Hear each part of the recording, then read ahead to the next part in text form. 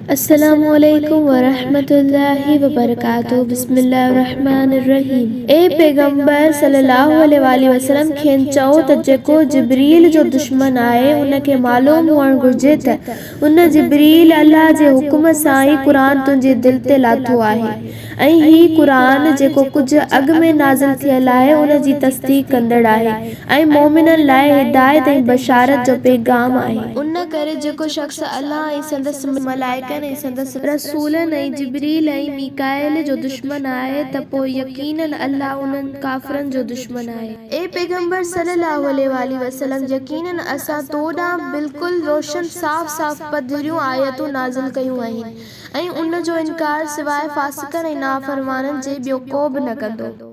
छा ईअं न आहे त जॾहिं बि उन्हनि को वाइदो कयो त उन्हनि मां हिकु टोलीअ उन खे टोड़ियो, बल्कि उन्हनि मां अक्सर पंहिंजे तौरे ते ईमान नथा आणीनि। ऐं जॾहिं अल्लाह ताला वटां को रसूल उन्हनि ॾांहुं आयो जंहिं उन किताब तौरेत जी तस्दीक़ थे कई जेको उन्हनि वटि मौजूद हो, त उन्हनि अहले किताब मां हिकु टोली अल्लाह जे किताब तौरेत खे अहिड़ी तरह पुठीअ पोयां उछलाए छॾियो ऐं साफ़ इनकार कयो ॼण त उहे कुझु ॼाणीनि ई न पिया। ऐं उहे यहूदी तौरेत जी पैरवी छॾे अहिड़नि बातिल ऐं मुशरिकाना अमल जादू जे पुठियां लॻा जेके शैतान हज़रत सुलेमान जे दौर ॾांहुं मनसूब करे पढ़ंदा हुआ। ऐं यादि हुअण घुर्जे त सुलेमान कॾहिं बि अहिड़ो कुफ्र न कयो हो, पर शैतान ई कुफ्र कंदा हुआ जो माण्हुनि खे जादू सेखारींदा हुआ ऐं उहो ई शैतान माण्हुनि खे ईअं बरगलाईंदा हुआ त असां तव्हांखे उहो कुझु सेखारियूं था जेको बाबल में ॿिनि मलाइकनि हारूत ऐं मारूत ते नाज़िल थियो। यादि रहे त उन में असल का बि सदाकत न आहे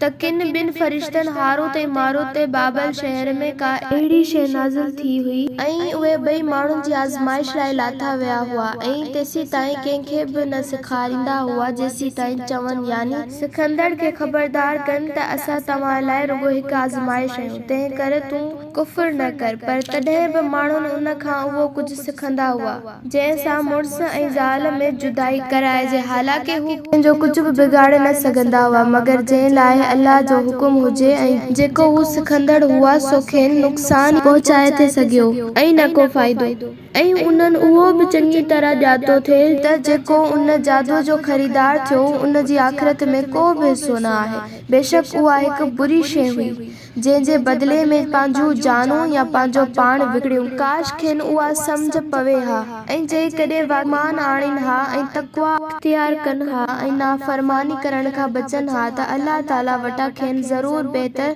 अजर मिले हा ऐं भलायूं ऐं भाल थियनि हा। काश उन ॻाल्हि जी खेनि ख़बर पवे हा।